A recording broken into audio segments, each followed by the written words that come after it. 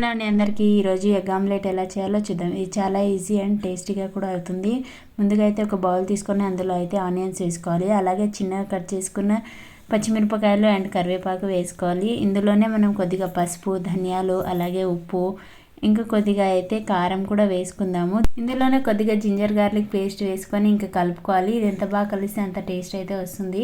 ఇందులోనే నేనైతే కొద్దిగా గరం మసాలా వేసుకున్నాను. ఇంకా మీకు కావాలంటే స్కిప్ చేయొచ్చు, లేదంటే వేసుకోవచ్చు. ఇలాగ కలుపుకున్న దాంట్లో అయితే గుడ్డు అయితే వేసుకోవాలి. మనం ముందుగా అయితే గుడ్డు పలగొట్టుకొని ఇవన్నీ వేసుకుంటే సరిగా కలవవు. సో ఫస్ట్ అయితే ఇలాగ చేసుకోవాలి. అండ్ ఇదైతే బాగా మిక్స్ అవుతుంది.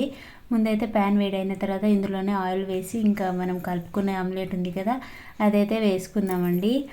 ఇదైతే మొత్తం ఈవెన్గా స్ప్రెడ్ చేసుకోవాలి. సో పెద్దగా అయితే చపాతీలా వచ్చింది కదా, ఇదైతే కొంచెం ఫ్రై అవ్వగానే గట్టి పడుతుంది కదా. సో దాని తర్వాత మనం ఇది తిప్పుకోవడమే. ఆమ్లెట్ వేడి అవ్వకముందే తిప్పుకుంటే బ్రేక్ అవుతుందండి. సో అది సరిగా అయితే ఫ్రై అవ్వదు.